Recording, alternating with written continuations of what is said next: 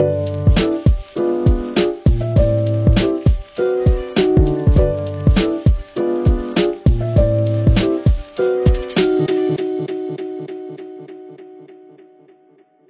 welcome back to the second part. And as usual, Thank you, Gary. good afternoon, good morning, good evening, wherever you are.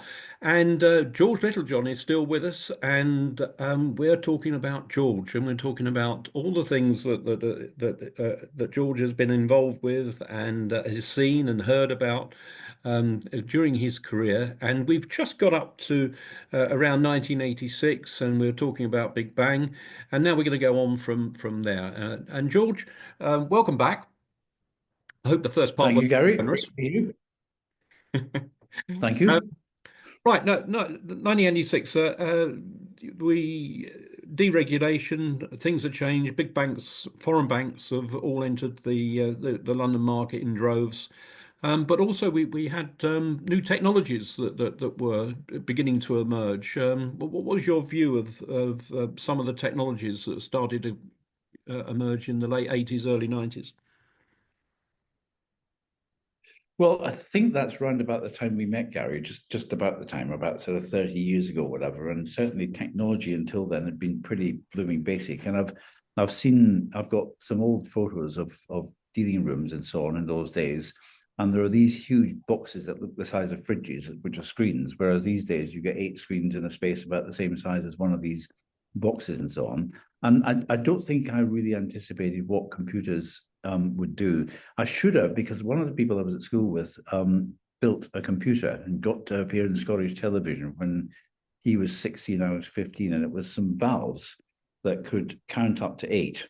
But the point was it was a computer. It was doing counting and so on. And that was just the beginning of the time when, I mean, we all know that Bill Gates famously said something like, no one will ever need any more than 64K, that kind of thing. Yeah. But suddenly tech doing some work with BT, British Telecom, and their global finance operation, and Syntegra.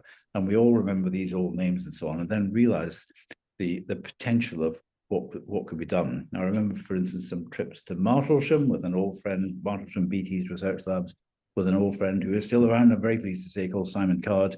And it was great to see this then really exciting new technology built up over the years. Things like, for instance, the ability to send a film up to about 10 minutes long through some twisted copper wires, normal phone cables, up to a mile away, you could do it before the signal faded. And this is in our lifetime. Now we've all got our phones stuffed with everything inside, of course. But the one began to see the technology arising, but I don't think any of us anticipated the sort of spend on technology which happens nowadays and the importance of it. Yeah, you're right, George. This was about the time that we first met. And you mentioned the common denominator was, you mentioned him earlier, Jim Rowley. Rest in peace, Jim. But he was the common denominator who got us together, along with Rod Williams, another good friend of ours that is no longer with us. It's one of the worst things about getting old is that you tend to lose good friends on a fairly regular basis. And but I was very grateful that for Jim and Rod for introducing you to me, because we've been good friends ever since, and I've thoroughly enjoyed your company, and I hope the listeners are enjoying your company as much as I am today. Right, Well, I okay. hope so. If we've got any left,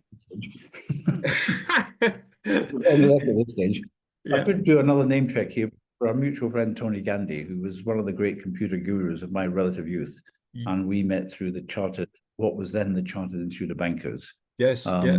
doing things together for various big sponsor firms. Yeah. And it just shows the long reach of this, because you introduced me to Tony Gandy. Tony Gandy is now a director of ISITC Europe, and Tony and I work together on research projects, most recently the T+1 project. So the seeds that were sown many decades ago, they're still flourishing. There's Well, the probably a great lesson thing for is that people there. sorry, There's probably sorry. a lesson for people there about relationships and contacts. Well, city friendships and relationships do go on for a long time. Sometimes people fall apart, they just lose contact with each other. Sometimes they, retire and go off. Of course, they die. They might fall out, but many people fall out. Really, it's you might have a little squabble every now and then, but it's the people are friendly and also well aware of. There's a great adage from our former chairman at the CISI, Sir Alan Yarrow, who used to run Kleinwood Benson from the very same site where our office now is, so 20 Fenchurch Street, where Kleinwood Benson was based. And he used to talk about, not just in the old days, but now, about leaving something for the next man or next person. In other words, don't try to grab everything in a deal. Make sure there's something to go around everyone and so on. And honesty and trust is, of course, the most important thing. One of my colleagues was doing a talk yesterday, actually, to some students from Edinburgh University, and he had a great quote from Warren Buffett, which is that what he looks for in recruits is three simple things: integrity, knowledge, and market awareness. And he said, it'll be great, but if you've got the second two but not the first one, it'll kill you. In other words, if you get something right but lacks integrity, then it's going to cause you a lot of trouble. Well, one of the things you brought up there, my mantra is "my word is my bond," which listeners might know. That's the old stock exchange mantra as well. And when the stock exchange finished, and that gave direct birth to the CISI, and my membership of the London Stock Exchange then became the membership of the CISI. And as we know, that's an organisation that is absolutely has ethics and morals throughout its very reason for being, and a great champion as such. And George, you've been working with the CISI for quite some time now, and I wonder if you could give your impression of the CISI in all these years that you've worked with them. Well, we've changed dramatically. When we started, for those who don't know, basically we started life about 35 years ago as the Securities Institute. It was at the time of Big Bang when the stock exchange itself, sorry, Gary knows all this, most people know about it, but briefly, the stock exchange at the time was a cooperative, but it became itself a listed company. We were the exam department, and it was felt inappropriate to have an exam department inside a business, a listed business. So they gave us some cash and set us up as a charity, and we got a Royal Charter about 20 years ago. When we started, we had a few thousand members, almost all of whom worked within walking distance of each other in London or Edinburgh. Now we've got 54 or 55,000 around the world. And it's been great being here for 20 years, looking at this tremendous expansion across the world. And seeing different markets fall and grow and so on as they do different things. We're in most continents. We leave the Americas to FINRA, but we're in Europe, of course, in the Middle East, very, very big market for us, in the subcontinent, Asia, friendships in Australia, big piece in Africa, China, very interesting. I've just had a really fascinating call this morning with some people at the International Institute of Green Finance in Beijing who are really keen to do a lot of work with us. And we have had this very strong focus over a number of years on integrity at work. Interestingly, at this very table just yesterday, I had a conversation with an old friend called Paul Boyle, who was Chief Executive of the Financial Reporting Council, and before that, Chief Financial Officer of the Financial Services Authority. And he said a number of other major jobs in finance, and now retired. But we were talking about a charity of which he was until recently chair called Protect, which is about whistleblowing. And it just does fascinating work. And whistleblowing is something which will probably be coming back to here. We used to have a campaign called, well, we still do, but we launched probably a decade ago, a campaign called Speak Up, which sought to give people guidance on, what to do if you think there's a problem. And essentially, you don't go immediately to the police or the regulator, you don't go to a journalist, but you might have a chat with a colleague and say, this doesn't look right to me, and then escalate it internally and then externally. I've got one very specific thing right now, which is that I think there are some big troubles coming around false claims on sustainability and ESG. And indeed, we had a fascinating event here recently with one of our best and brightest younger members, a woman called Charlotte Branfield, who spent 10 seriously high-flying years at Citigroup and is now a barrister.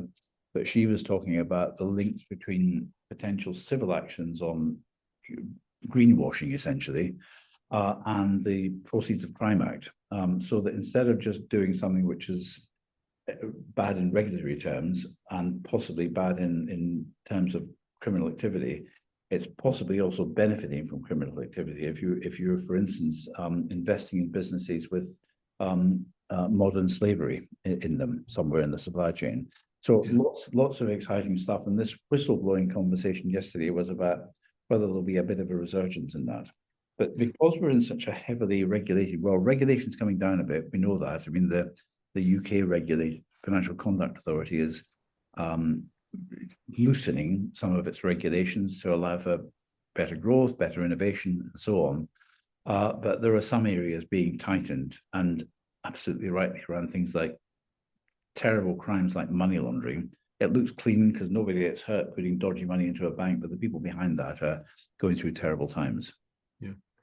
I mean, the market, as was and as is now and probably forever be, is built on trust. Everybody has to have trust in who they're dealing with, what they're dealing, and the products that they're buying. And trust is so hard won and so easily lost. And I think the regulations that we have have struggled to maintain that trust element. Organisations like the CISI that build trust through integrity and through information, knowledge sharing, helping people in their careers, but helping firms directly by helping people, is a way of, I think, of maintaining that trust that we've always had in this market, and we need to cherish, so that and if we can export trust internationally, all the better, it seems to me. Yes. I remember in the early days when I used to travel around Russia and places like Russia and Kazakhstan, talking about ethics and finance, I would get some very strange looks from Russians, especially saying, ethics, how does that work? I give case studies of how, slightly bad behavior could be improved and so on. And they thought the slightly bad behavior was actually rather clever. Yeah. But now it's changing because they realize that if you can't trust people, or not they, people tend to realize that if you can't trust people, that your cost of capital goes up. And most recently, I've been working on a huge project, as you know, in Ukraine to help build skills there for winning the peace. And I've learned so much, but also one key message has been that essentially, if you want foreign investment, which they do, governance, put politely, has got to be properly run. People aren't going to invest in businesses where they think someone will do a runner with the money. Simple as that. Yeah, I was going to ask you about the work. I know you've been working very, very hard on helping the Ukraine, and the CISI have been doing some sterling work on preparing for the peace and for eventual recovery. How do you see this? I mean, we're in 2025, so we have no idea what the future will bring. So if you're listening to this in 2026 and 2027, you'll know more than us than what we're talking about now. But how do you see this going with the Ukraine, with developing their markets? There was a great line about a month ago. The stock exchange, London Stock Exchange Group, has been heavily involved in this, particularly through one of their people, head of investment funds, Katya Gorbachuk, who is from Odessa, which her parents refused to leave because they've got the piano and the cat to look after. But, as we speak here, Gary, as you know, overnight, there was a massive attack on Kyiv, the capital, with many people, including children, killed. A brutal murder. But there's the strength that Ukrainians have, and most of the Ukrainians I deal with are women, and they're just extraordinary. They're resilient, they're adaptable, they're really positive, they're fun to be with. So I was privileged to be at a meeting at the Stock Exchange 2 years ago, where there were 100 people in the room, half Brits, half Ukrainians, but 95 women, 5 men.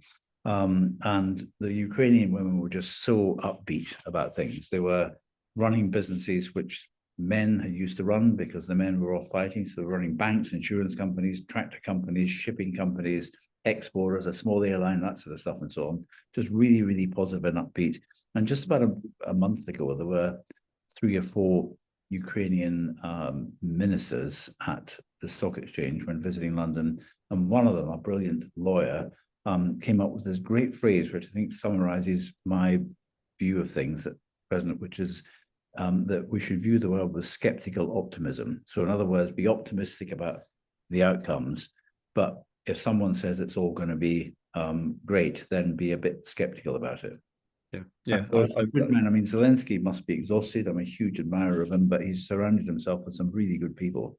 I met, privileged to meet about a year ago, his head of communications, who I was expecting to be a spin doctor. Having been a journalist, I thought it'd be a sort of, this is going to sound rude, but an Alistair Campbell type. I'm not being rude about him. Great journalist, great PR person, and so on. Just, good guy doing a job, but not a bit of it. She is a data scientist, and a young and really bright data scientist, and her job is to get the facts right for the president. So to tell him that this is the best information I can get, the most accurate information, then he can decide what he wants to do. And it's that honesty which shines through, and real integrity, and also honesty about weaknesses. Like, it's not considered to be, it isn't a bad thing, obviously, but it's not considered to be a bad thing if you really think that you want to be in Kyiv to do a major important job, but you ship your children out to the countryside or to another country, Britain or whatever. It's not weakness, it's not corruption, it's just you look after your children. So huge admirer, and we've learned a lot. Yeah. George, it would be remiss of this podcast if we didn't ask about Mrs. Littlejohn, and perhaps you would give us a few descriptions of when you got married and your wife, your very good wife.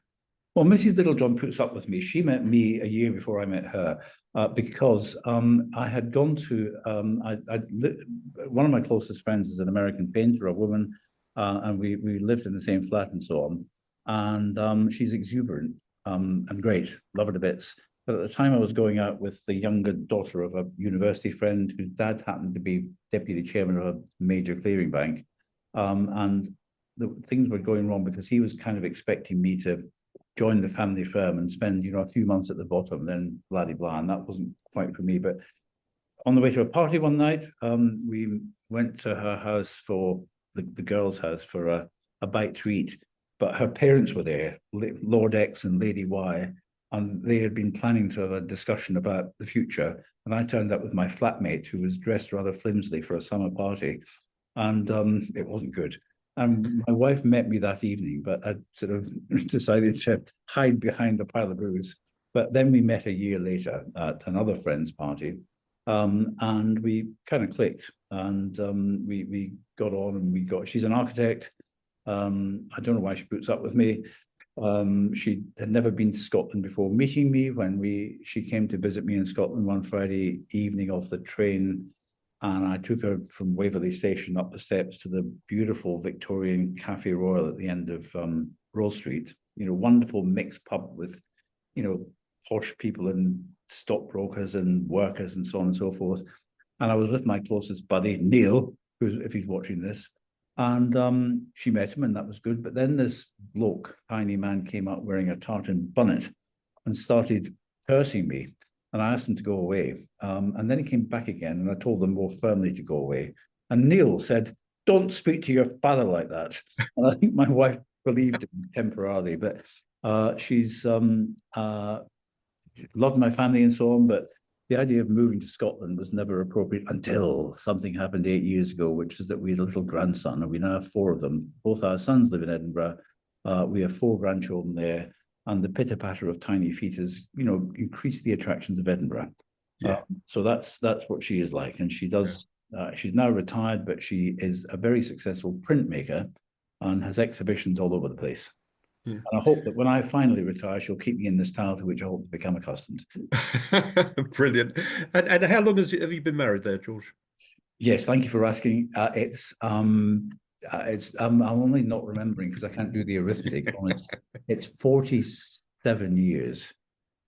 Oh, 1978, yeah. November 1978. So it's, yeah, 47 years. Oh, congratulations. And how many children? You mentioned the grandchildren. How many Two children? sons, both of them at Edinburgh University, and they both stayed there more or less. Yeah. And Yeah. they both have two children each. Yeah. They live near each other, which is, good and so on. I can feel that the call of Edinburgh it grows, and I Yeah, can feel it through the screen. yeah, but just in case either of my sons are watching, I don't want to be a permanent babysitter quite yet. Thank you very much, guys. Right. Okay. And Georgia, you're a man of faith. I know you are. How important is your faith to you? It is important. I'm not a churchgoer, but I do have sort of strong views and so on. I've been. We had a lunch recently, last Tuesday, the Tuesday before Easter, and I recalled from childhood that that Tuesday is quite often called Fig Tuesday because it was the day on which Jesus, on his way from Bethany to Jerusalem, fancied a fig and went to a fig tree at this time of year, and it was barren, so he cursed it. And I've often thought about why, because a lot of the stuff in the Bible is relatively obvious when you're older, but that has just intrigued me. And the sort of the point about faith and so on has always intrigued me. And the story I might have mentioned earlier, the prize that I've won a couple of prizes over the years, but the one that actually really matters to me was great respect to the Worshipful Company of International Bankers, who gave me a fantastic couple of years ago for services to banking. Me, services to banking, my bank manager would think otherwise. But there was an essay, a little essay competition by Church of Scotland for primary age people, and it was about Easter. Write an essay about Easter. And while most of my companions were writing stories about, Palm Sunday and stuff, not getting into the gruesome stuff at the end of the week. But I wrote this story about this little boy who'd been an 8-year-old like me, who'd been told to take the best colt in the village, a colt of a donkey, and some men would come and take it away. And it wasn't explained to him why this was happening. And the story didn't mention anything about religion, but the story was about the mystery, the great mystery and faith and so on. And one great movie I saw recently, which I thought was terrific, and now will doubtless be back in cinemas, was Conclave, about the election of a pope. And this English cardinal talking about the value of mystery. So yes. Yeah. And as that happens, as Gary and I are off to, we talked about funerals earlier, we're off to the actually rather sad funeral, despite his years, of an old friend, ex-London Stock Exchange, a really good guy. And it's quite, I find it very heartening to remember that man's great glory days, before he became ill and so on.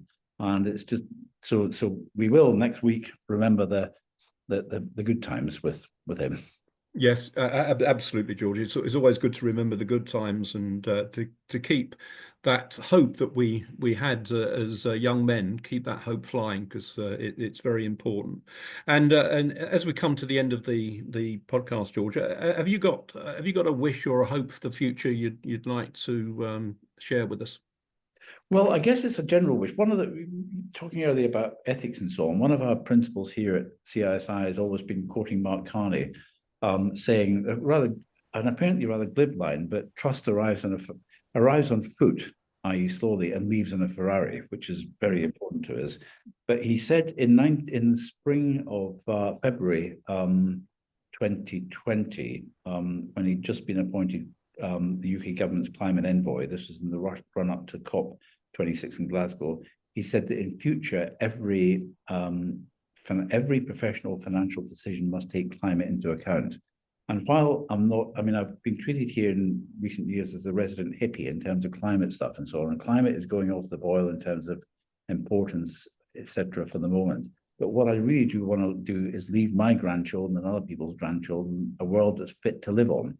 Because right now, and I'm very optimistic that there will be technological solutions. There will be that nuclear fusion will work. The amount of renewable energy, electricity in Britain right now is huge. 44% right now of electricity supplied is renewable. So that's great. But we need to work harder and faster on this. And we cannot rely on the magic potion coming out yet. So I just want to leave a decent planet for them to live on. Yeah, I think that, everyone would echo that, George, and it's a great wish and a hope for the future.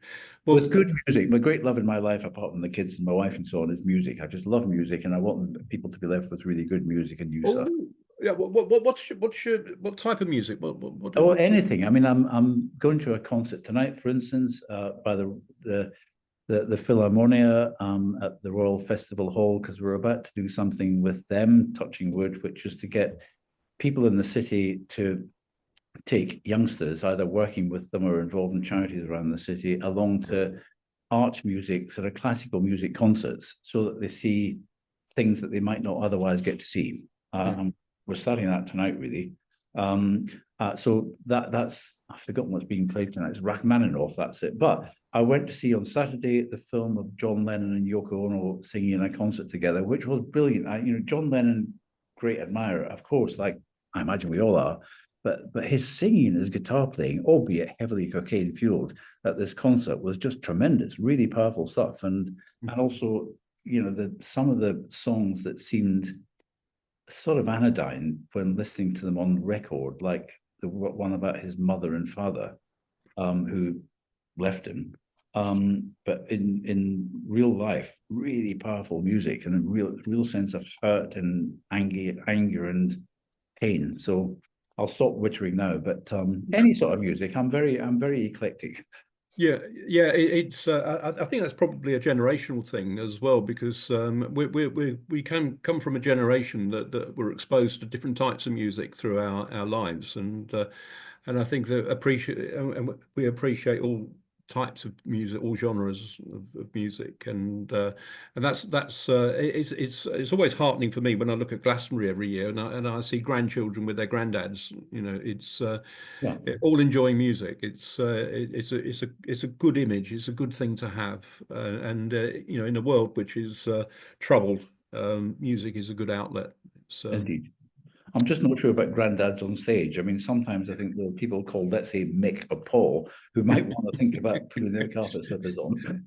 Yeah, I agree with you, George. I know we have only scratched the surface of George Littlejohn, but Thank goodness. we have I think covered a range of George, and those that don't know George, I think will know you a bit now. Those that do know you, George, will know you a little bit better. And thank you so much for agreeing to chat to us today. I've thoroughly enjoyed talking to you. I've known you for a long time, but I've learned things today about you which I didn't know. And but one thing I do know, George, you're a great giver, and you give people all the time. Your generosity is outstanding. It always has been, and I'm a great admirer of you, George, and as many people are. So, in some way, I hope you take this as a tiny reward for being such a great guy. Well, thank you, Gary. But I'll tell you what, I'm going to ask for one really generous words, and you are the same, a real giver. But I'm going to make one demand on you, which that we do this in reverse sometime soon, because you're such a good guy. We need to know about you on screen. So I think we should do this in reverse, please. That's a deal. That's okay. A deal. Done. Great. Okay, well, thanks everyone. Look out for the George and Gary show on the second install when it arrives, and look out for the various podcasts that we've got up on the ISITC Europe website. We've also got podcasts up on the CISI website and various other websites around the place, so you can't escape from us. I hope you've enjoyed it. I've enjoyed it. George, thank you very much. Thank you, Gary. Thanks everyone for watching, but thank you, Gary, especially. Okay. Right. Bye-bye now. Bye-bye. Bye-bye.